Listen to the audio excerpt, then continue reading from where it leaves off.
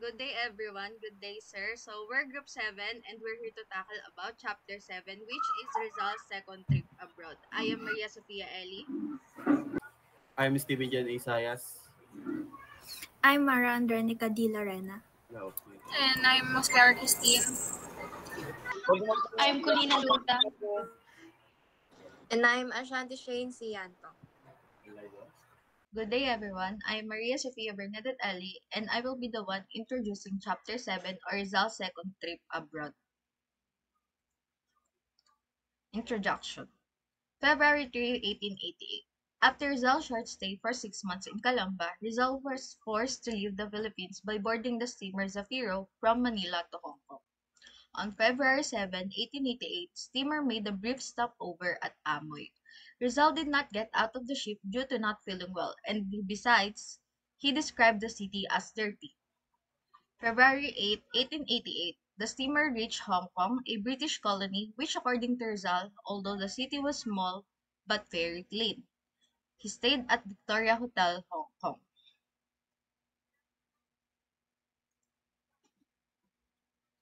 Hong Kong. Jose Maria Basa, Balbino Mauricio, and Manuel Iriarte were the Filipino residents who welcomed Rizal upon his arrival. Some Filipinos in Hong Kong were described to be generally poor, gentle, and timid. Notable information mentioned. Chinese New Year, a celebration in Hong Kong. It was too noisy due to continuous explosion of firecrackers. Laureate Party. This is a party where guests serve many dishes. Dominican Order, the richest religious order in Hong Kong. Macau.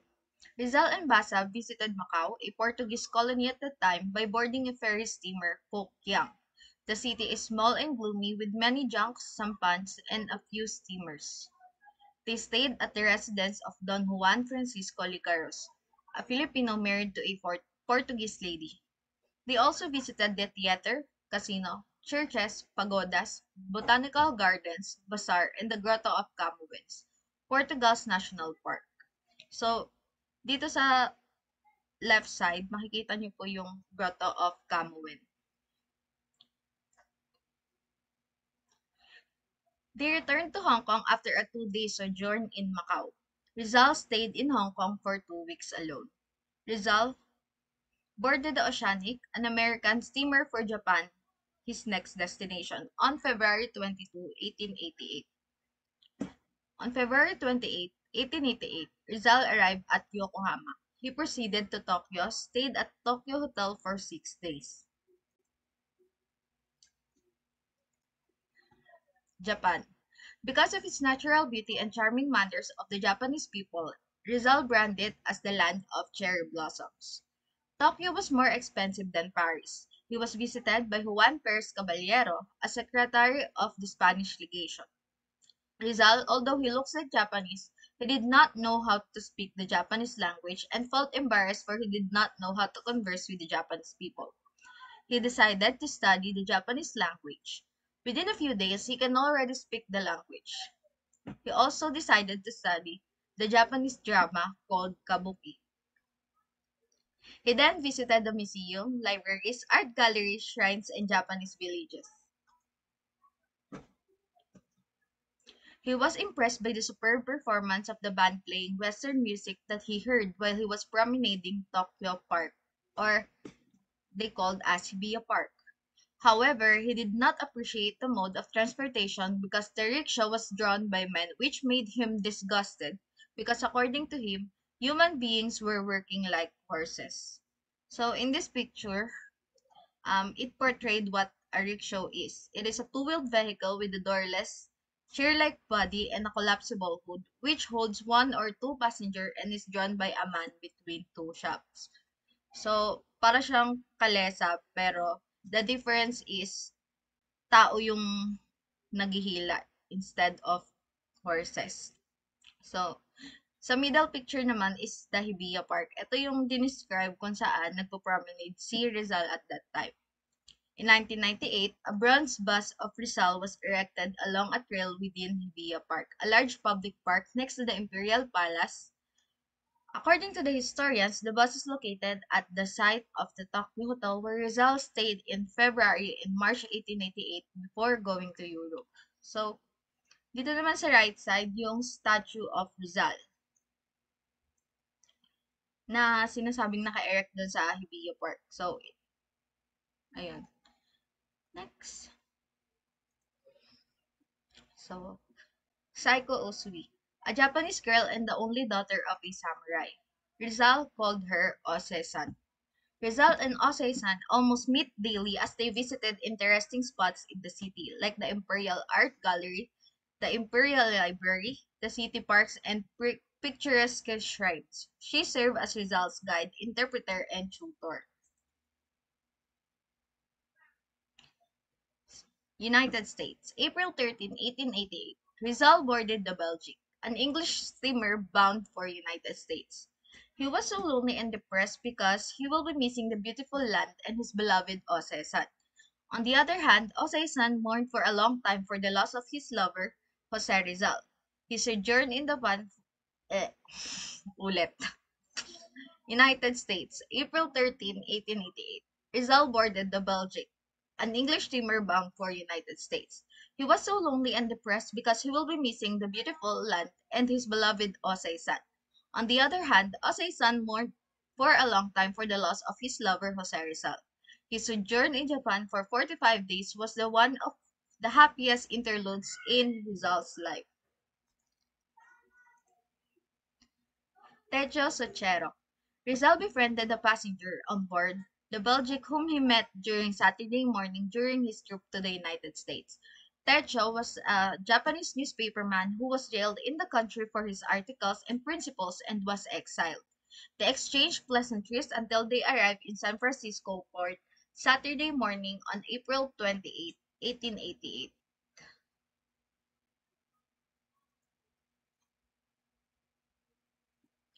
The quarantine. All passengers were not allowed to disembark because the ship was placed on a quarantine on the ground that a cholera epidemic was alleged to be raging, that it came from the Far East. But soon, Rizal found out that it was just prompted by politics. After a week of quarantine, all first-class passengers, including Rizal, were permitted to disembark aside from the Chinese and Japanese passengers on the second and third-class accommodation. They were forced to remain on board.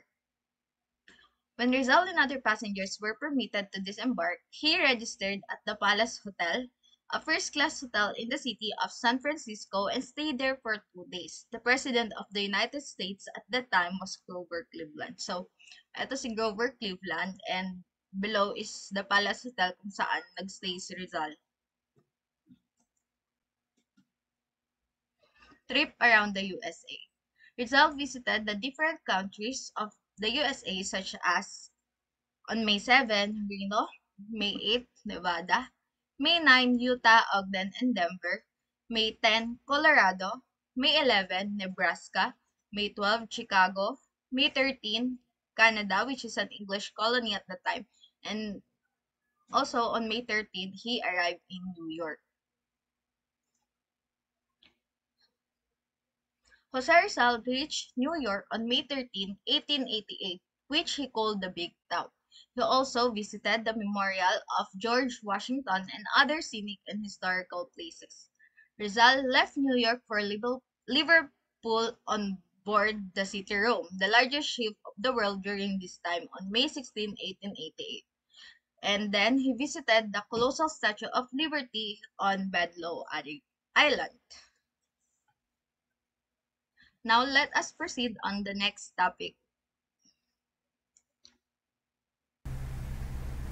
So now let's talk about the first impression ni Rizal sa Amerika.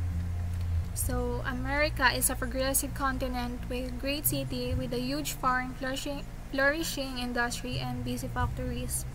So para daw kay Rizal, ang Amerika ay isang maunlad na bansa and may mga malalaking lungsod at may mga malawak na sakahan. And abala rin ng mga Amerikano sa paggawa ng mga pabrika roon. So, napansin rin ni Rizal na ang mga Amerikano ay masipag at magagaling pagdating sa pamumuhay roon. So, living there daw po ay may opportunity for a better life, especially para sa mga mahihirap na tao doon. Then, unfortunately, Rizal have a bad impression regarding sa America. And, ayun nga. So, nadismaya si Rizal pagdating doon dahil sa malalang diskriminasyon ng mga Amerikano pagdating na lamang sa mga lahi katulad ng mga Pilipinong dumadayo roon. And ang kalayaan raw po at demokrasya daw sa Amerika ay puro salita lamang at hindi ito sinasabuhay. Kaya na lamang nasabi ni Rizal sa kanyang note ay na ang Amerika is the land for excellence of freedom but only for the whites. So, meaning ni Rizal dito sa note niya ay ipinagmamalaki lamang ng Amerika na ang kalayaan ay para lang sa kanilang lahat at pantay-pantay, pero ang totoo ay ang mga puting Amerikano lamang ang nakikinabang neto at ang may tunay na kalayaan at pribilehiyo sa aktwal ay hindi ito nararamdaman ng mga taong hindi naman tiga roon. So, kaya ganun na lamang ang naging note ni Rizal patungo sa mga Amerikano. So, tumungo naman tayo sa pangalawang slides. So, on May 25, 1888, pumunta si Rizal sa London at tumuloy ito sa bahay ni Dr. Antonio Ma Regidor, isang Pilipinong abogado na in-exiled in 1872. Pero sa kalaunan ay lumipat rin si Rizal sa bahay ng pamilyang Becket. So, sino nga ba si Miss Becket? Si Miss Becket ay organisasyon ng St. Paul Church and naging malapit rin si Rizal sa anak ni Miss Becket, which is si Gertrude or mas kilalang Jetty or Tuti. And nagiging kalaro niya to sa larong cricket na usong laro sa Amerika. And he also nakipag-boxing din siya sa anak ni Dr. Rose. And si Dr. Rose Reinhold ay isang librarian expert sa wikang Malaysian. And sa British Museum, ginugol ni Rizal ang kanyang oras sa pag-annotate. So, ano nga ba ang annotate? It's a way to highlight or explain parts of text that are important or confusing or need further clarification, like how people understand the material better or analyze it. So, sa librong Sucesos de las Islas Filipinas ni Antonio de Morga sa Mexico noong 1609, para kay Rizal, ito ang paraan niya para mas maunahan ang aklat at mas mapag-aralan ang kasaysayan ng Pilipinas. So, that's it. Next reporter will be Adulta Colin.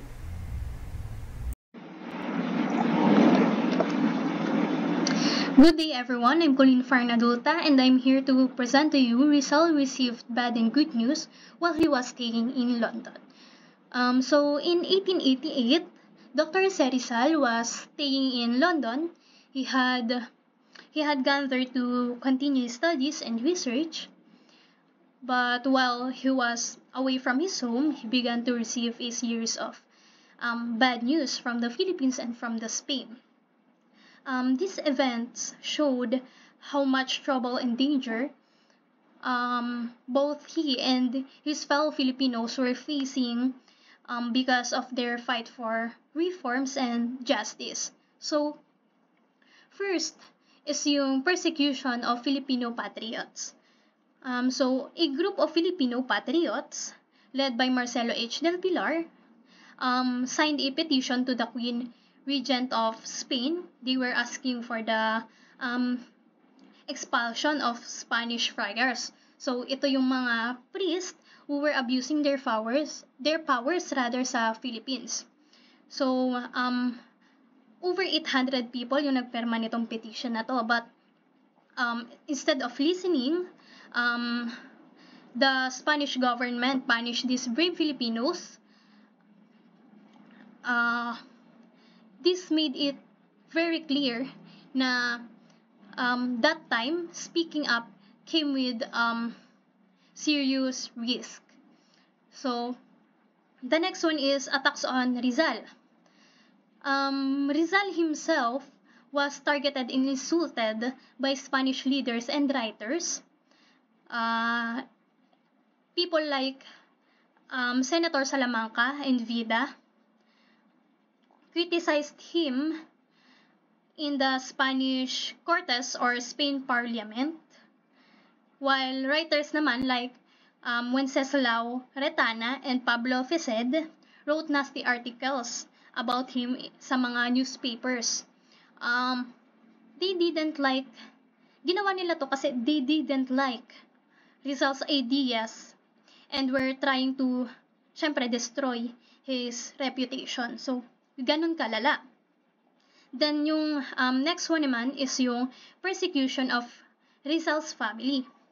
Back in Rizal's hometown, which is Calamba, Laguna, his family and yung mga local farmers doon were also being persecuted, or mistreated. Bakit nga ba? So, it is because they had joined Rizal in standing up against unfair land policies. So, they had the courage to file a complaint to the government asking for agrarian reform. So, ito yung fair treatment of farmers. So, kaya raw sila naging target because of pag-file nila ng complaint para sa agrarian reform. So, yung next one naman is yung exile of Manuel T. Hidalgo. Manuel T. Hidalgo, who was married to Rizal's older sister, which is si Saturnina, was exiled to Bohol by Governor General Weyler. This was done without any proper legal process. So, it was another sign na anyone connected or malapit kay Rizal or even malapit sa family ni Rizal was at a risk. Yung last one is yung arrest and jailing of Rizal's friend. So, itong friend na to ni Rizal, name niya is Laureano Viado, was arrested and sent to Bilibid prison. His crime daw, having copies of Rizal novel. Ito yung No Limitang Here. So, pinapakita lang nito how powerful Rizal's work or yung mga writings ni Rizal. Kasi kahit may copy ka lang, mapapadala ka nito o mapapakulong ka nito. So, next one, let's talk about Rizal in Paris. In September 1888, Dr. Jose Rizal, went to Paris, France. Syempre, while he was there, he didn't just enjoy the city. He continued his studies, his historical research at the big library na tinatawag nilang Bibliothèque Nationale. During his free time then, he also visited London where nagsasend siya ng gifts sa iba niyang mga kaibigan katulad ng statue or bust of the Roman Emperor Augustus. So, ano ba ang La Solidaridad? So, noong December 31, 1888, a group of Filipinos in Spain started a group na tinatawag na La Solidaridad. It was a reform group and newspaper na nag-i-spoke up about the problems in the Philippines under Spanish rule. Rizal was the honorary president ng La Solidaridad and kasama niya sila Graciano Lopez and Mariano Ponce, which is ang tumatayong leader sa La Solidaridad. So ano ba ang goals or aims ng La Solidaridad? So, syempre to ask for peaceful political and social changes, to tell Spain about the hardships Filipino were facing, fight against unfair Spanish policies, of course, and to support liberal or free and fair ideas, and to help Filipinos achieve democracy and happiness. So let's talk about naman let's talk about Kidlat Club and Filipinologists Association rather. So on March 19, 1889, Rizal helped form the Kidlat Club in Paris. So it brought together young Filipinos who were in the city for the Universal Exposition. So ito yung malaking world fair. It gave them a chance to connect, share ideas, and support each other. So yung Filipinologist Association naman, ito yung nagpo-promote ng Filipino culture. So, syempre, Rizal also wanted to promote Filipino culture and identity to the world. So he planned to start the International Association of Filipinologists, wherein ito yung mga group of scholars who would study Filipino history and identity. He even planned na magkaroon ng convention or big meeting for August 1889 in Paris. So, in short, while in Europe, Rizal worked hard to study history, speak up for Filipino rights, unite young Filipinos, and promote Filipino pride and identity. So, alam naman natin na Rizal used his brains, not violence, to fight for Philippines. So his work in Paris helped shape the movement for Filipino freedom na meron tayo ngayon. So again, I'm Colleen Farnaduta, and thank you for listening to me. And now let's tackle about the propaganda movement.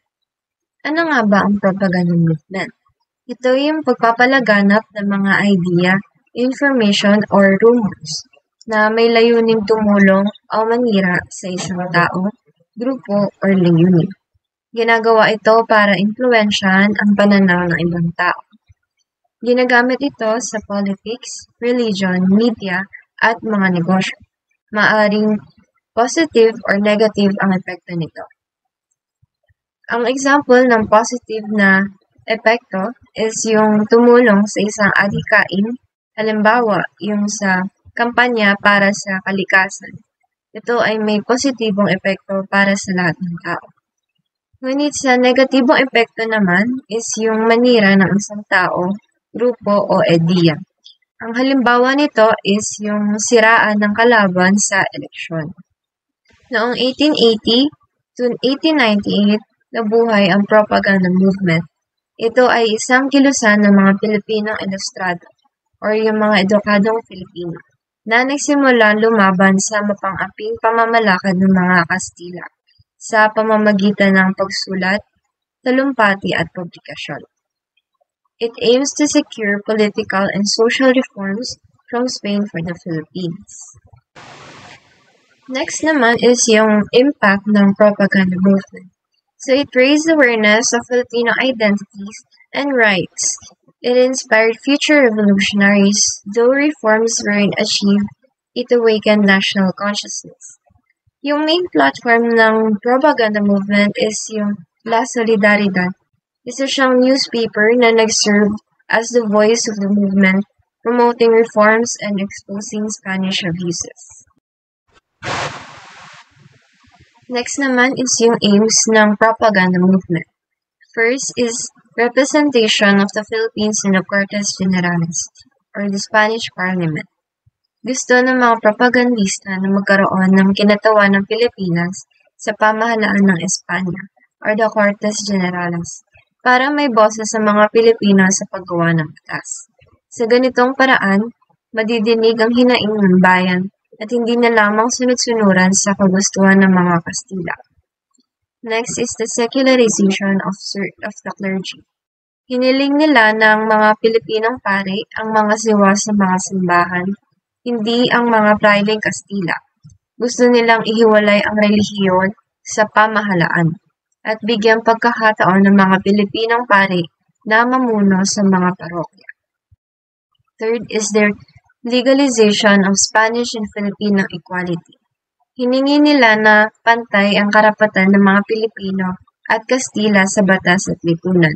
Hindi makatarungan na ang mga Kastila lang ang may privilege habang ang mga Pilipino ay tinatrato bilang mababang uri.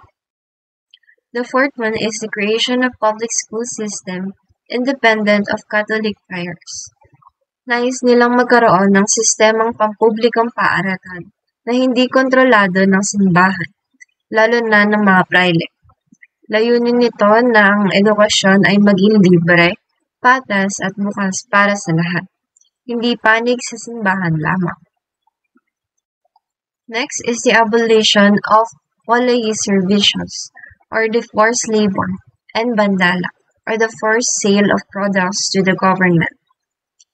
So gusto nilang ipatigil ang Walay Servicios, or sa pilitang pinagtatrabaho ang mga kalalakihan para sa mga proyekto ng gobyerno, tulad ng paggawa ng kalsada, na walang bayad. Ang bandala naman is yung sa pilitang pagbili ng gobyerno sa produkto ng mga Pilipino sa mababang presyo, na kadalasan ay hindi pa binabayaran. Layunin nila na itigil ang mga mapang-abusong patakarang ito. Next is the guarantee of basic freedoms. Hiningi nila na kilalanin at igalang ang batayang kalayaan ng mga Pilipino, tulad ng kalayaan sa pamamahayag or the free speech, kalayaan sa religion, kalayaan sa pag-iisip. Gusto nila na protektado ang mga karapatan ng bawat Pilipino. Last is the equal opportunity for Filipinos and Spaniards to enter government service. Hiniling nila na ng kilusan na payagan ng mga Pilipino na makapagtrabaho sa gobyerno, tulad ng mga Kastila. Hindi patas ng mga Kastila lang ang pwedeng humawak ng mataas na posisyon kahit may kakayahan naman ng mga Pilipino. So, sino nga ba ang mga nasa likod ng propaganda movement o yung mga tinatawag na propagandist? Una ay si Jose Rizal. Ang role o contribution niya is siya ay leader, novelist at reformist. Ang notable works niya ay Noli Me Tangere at El Filibusterismo. Sunod naman is si Marcelo H. Del Pilar. Siya ay yung editor ng La Solidaridad at siya ay essayist. Ang notable works niya ay Dasalan at Tuksohan at Kaigayat Kayo. Sunod naman sa kanya ay si Graciano Lopez Saena. Siya ay yung orator at founder ng La Solidaridad. Ang notable work niya is Fray Bottom. Next is Mariano Ponce. He is historian, writer, and organizer. Notable works niya is Tikbalang, Kalipolako, at Nani. Next naman is si Jose Ma Panganiban. Siya ay essayist, linguist, and reformist. Ang notable work niya is Jomapa. Sunod naman na propagandist is si Antonio Luna. Isa siyang scientist, writer, and future general. Notable work niya is Tagailo. Next is si Juan Duna. Siya ay painter and nationalist symbol. Notable works niya is Polarum and the Blood Compact. Next is Felix Resurrection Hidalgo. He is painter and nationalist symbol. Notable work niya is Las Virgens Cristianas Expuestas al Populacho. Next is Isabelo de los Reyes. Siya ay folklorist, labor leader, and reformist. Founder siya ng Iglesia Filipina Independiente. Last is Pedro Serrano Lactao. He is writer and lexicographer. He helped write Filipino-Spanish dictionary. And that sums up my presentation about the propaganda movement. I would like to call on the next reporter.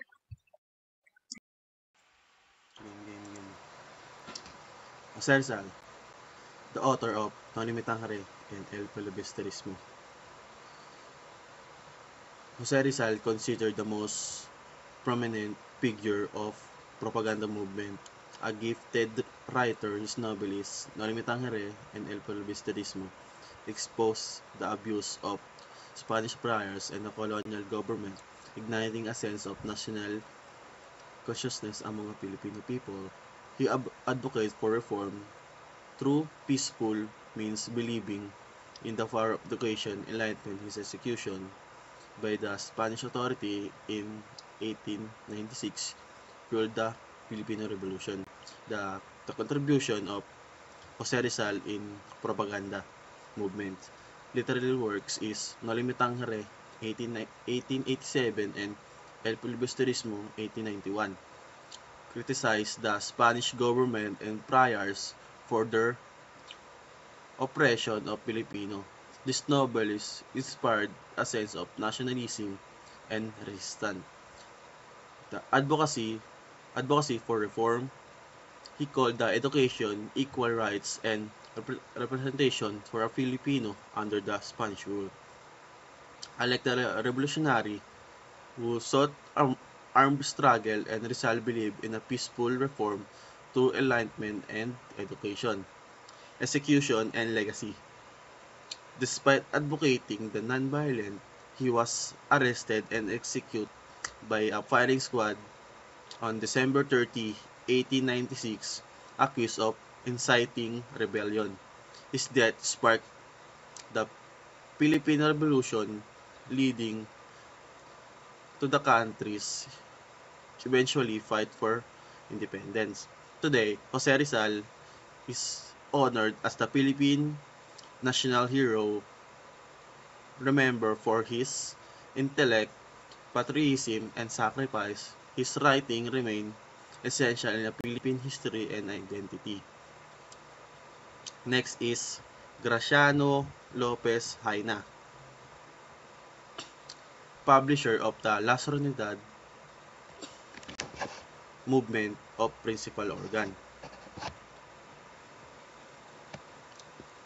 A brilliant orator and a writer, he founded this La Soledad, the movement newspaper, which served as a platform for a Filipino intellectual to express their grievances and demands for reform.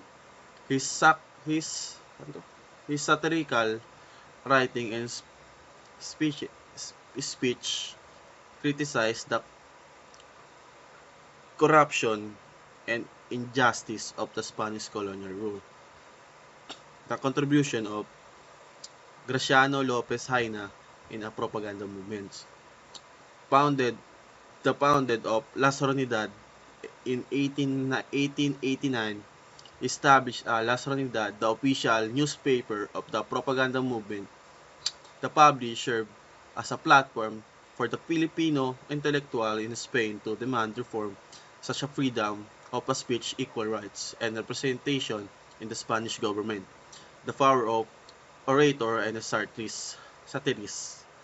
His speech and satirical writing boldly criticized the abuse and the corruption of Spanish friars and the government official. One of the famous work of Privatod exposed the greed and hypocrisy of Spanish friars and portraying them as abused and corrupt. Fight for a peaceful reform. Like other member of propaganda movement, he advocate for peaceful reform rather than violating revolution. He believed in using education, journalism, and public speaking to awake a national consciousness among the Filipino people. The legacy of Graciano Lopez Haina. Although Lopez Haina did not live to see the Philippine independence, his writing and activism inspired the future revolutionary. His effort, along with Rizal and Del Pilar, paved the way of the Philippine Revolution. and eventually fight for the freedom from Spanish rule. Today, he's remembered one of the greatest Filipino patriots and reformists. Next is Mariano Ponce, the movement of the secretary.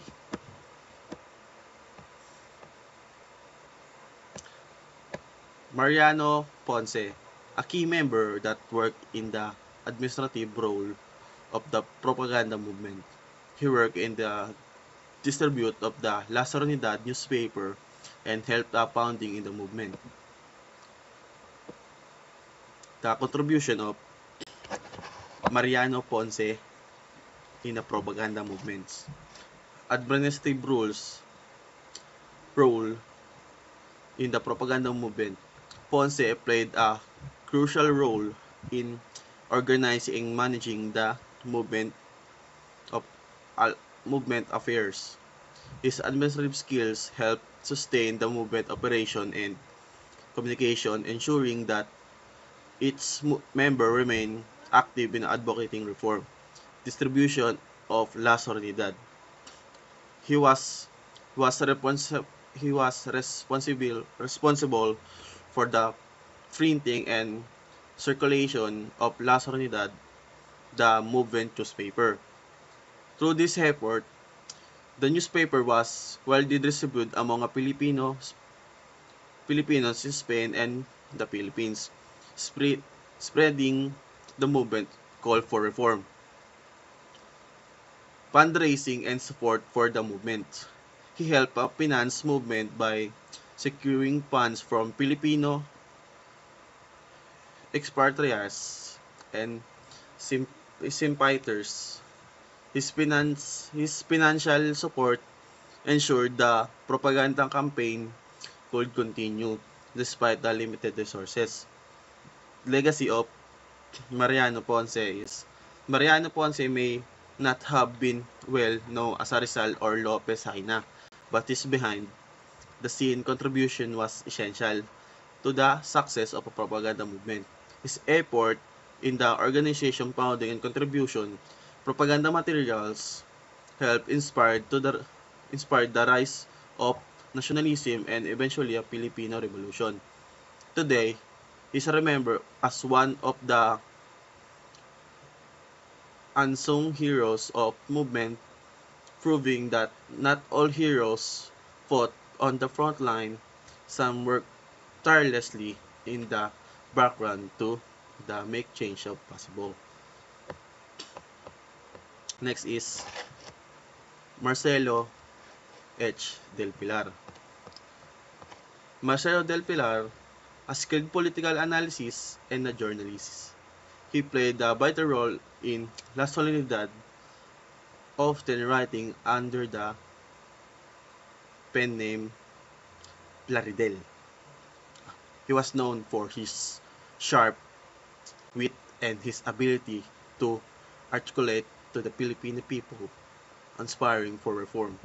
He worked tirelessly to garner support for the movement in Spain. Contribution of Marcelo Del Pilar, leading journalist and editor of La Soledad. Del Pilar was the editor and the main writer of La Soledad, the official newspaper of propaganda movements. He often wrote under the pen name Plaridel to express the movement's demands for freedom for Spanish equal rights and reform in the Philippines. Sharp and witty writing. His writing were filled by satire and sharp criticism.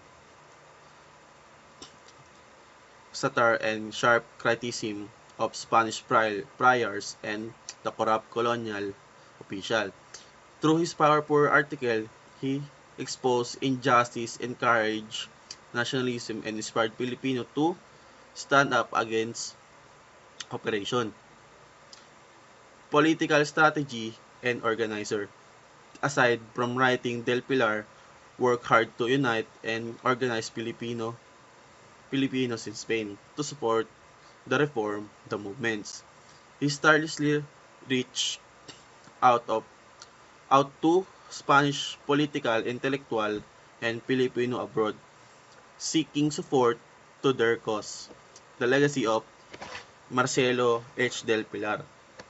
Marcelo Marcelo Del Pilar played a crucial role in keeping a propaganda movement alive, especially after Jose Rizal's death. His writing, leadership, and political strategy helped shape a Filipino nationalist movement, which later led the Philippine Revolution. Today, he honored as one of the greatest Philippine journalists and revolutionaries, remembered for his unwavering fight for truth and justice. Next. Failure of the Reform Movement. So this was the first organized nationalist movement ng mga Pilipino. It started around 1882 and was led mostly by Filipino elites or ilustrados, mga Pilipinong nakapag-aral sa abroad lalo na sa Spain. They were inspired by the early year activism of people like Jose Burgos, especially after his execution, which showed how unfair and brutal the Spanish colonial government could be. Ang main goal ng movement na to was reform, not revolution. Gusto nila ng changes sa sistema ng pamahalaan ng Pilipinas habang nasa ilalim pa ng Spain, like representation sa Spanish Cortes, equal rights para sa mga Filipino, at freedom of speech and press. Even though hindi naging successful ang movement sa pag-achieve ng mga reforms, malaki pa rin naging impact nito. It helped spread political awareness among Filipinos and made them realize na kaya pala nilang magsama-sama para sa isang national cause. This political awakening became the foundation for the Philippine Revolution in 1896 na naglayong makamit ang tunay na kalayaan. Next is Filipino reformist. So, first one is Cristiano Lopez. Jana was one of the key reformists at the start of the propaganda movement. He was a great writer and speaker, but eventually he became frustrated. He felt that the Filipino community wasn't supporting his political goals. Because of this, he left the movement and sadly even turned against it. Over time, he became distant from his fellow reformists, and when he died, it was alone and friendless. A sad ending for someone who once had such strong nationalist ideas. The next is Jose Rizal. The most well-known among the reformists believed that the real change should happen in the Philippines, not abroad. That's why he decided to leave the propaganda movement and return home. There, he formed the La Liga Filipina, which aimed to organize Filipinos and unite them for peaceful reform. Though it was short-lived, it became a spark that influenced future revolutionary movements. Then last is Marcelo Del Pilar. Tried to keep the propaganda movement alive even as other leaders left or lost hope. He worked hard writing, publishing, and leading the reformists from abroad, but eventually his health declined. He suffered from tuberculosis and passed away before he could return to the Philippines. His death marked one of the final blows to the movement. Then, why did the reform movement fail in its campaign? First, Spain during that time was dealing with a lot of internal problems like political instability, economic issues, and power struggles. Because of that, they didn't really pay attention to the issues in the Philippines. Para sa kanila, the colonies were not a priority. Second is the movement itself lacked resources. Wala silang sapat na pera, and most of their efforts like publishing newspapers and sending letters to Spanish authorities needed funding.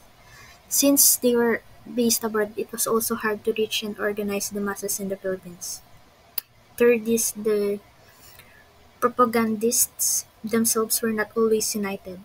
They were pretty rivalries and personal conflicts among them, which affected their focus and cooperation. Instead of working together for one solid cause, some ended up competing with, or even turning against each other. Then lastly, the friars in the Philippines had powerful allies in Spain. These religious figures had strong influence in in politics and the church. So whenever the reformists tried to push for change, the friars would block it with the help of their supporters. This made it almost impossible for reforms to succeed. Then results disapproval of assimilation. So during the 19th century, there were two popular myths about Rizal's position in the nationalist movement na naging controversial. Una, may paniniwala na si Rizal ay kabilang sa middle class na mas gusto ang reforma kaysa revolusyon. According to this myth, he did not support the 1896 revolution and instead wanted the Philippines to be assimilated or absorbed by Spain, but with equal rights, representation, and reform. Ang focus niya ay peaceful change, hindi pag-aalsa. Pangalawa, sinabi ni Rizal ay tutol sa katipunan lalo na sa pamumuno ni Bonifacio. Ayon sa myth na ito, si Rizal saw Bonifacio as an illiterate and poor laborer at hindi niya fully nirespeto ang kakayahan ng masa. He viewed the Katipunan as a group of uneducated and unfortunate Filipinos kaya mas pinili niyang buuin ang La Liga Filipina which focused on peaceful organizing at hindi armado o madugong revolusyon. In this context, people believe na si Rizal ay may contradicting views compared to the revolutionaries while Bonifacio believed in immediate action through armed struggle. Rizal pushed for gradual reform through education and peaceful methods. So, there are several reasons why Rizal disapproved of assimilation in Spain and instead slowly leaned toward the idea of independence. Number one is continuous discrimination and oppression. Kahit gaano pa ka-educated o talented ang mga Pilipino, they were still treated as second-class citizens. May racism at oppression sa society, hindi pantay ang trato ng mga Pilipino lalo na sa trabaho, simbahan at gobyerno. Nakita ni Rizal na kahit anong gawin nila, hindi sila tatanggapin bilang tunay na kapantay ng mga Kastila. Then second is failure of reform movements. For years, Rizal and other Ilustrados pushed for reforms through peaceful and legal ways, tulad ng pagsusulat sa mga newspaper at paghingi ng representation. Pero hindi sila pinakinggan ng Spain. This made Rizal realize na assimilation was not working. Then, the third one is corrupt Spanish governance. Nakita ni Rizal ang kalakaran ng katiwalian ng pamahalaan Kastila, abuse of power, injustice at favoritism ng mga Kastila lang. Walang tunay na hustisya para sa mga Pilipino kaya naisip ni Rizal na walang saysay ang pagsama ng ganitong sistema. Number 4 is the influence of the propaganda movement. Although the movement started with reform goals, many reformists began to doubt if Spain would ever give what they were asking for, though their experiences and discussions abroad nagising si Rizal sa realidad na baka ang totoong solusyon ay hindi reforma kundi kalayaan. Number 5, expulsion of Filipino intellectuals. Instead of listening to Filipino thinkers, Spain punished them. Marami sa kanila ang pinaalis, kinulong o pinatay. Dahil dito, na-confirm sa kanya na Spain was never open to true change. Then, last is shift towards independence. In the end, Rizal began to understand that assimilation would never lead to real equality, although he still hoped for peaceful change. He saw that independence might be the only way to Filipinos to live with dignity and freedom. That concludes our presentation for today. We hope that through this discussion, we've provided a deeper understanding of the topics we covered. Thank you for your attention, and we're open to any questions or further clarifications. Thank you.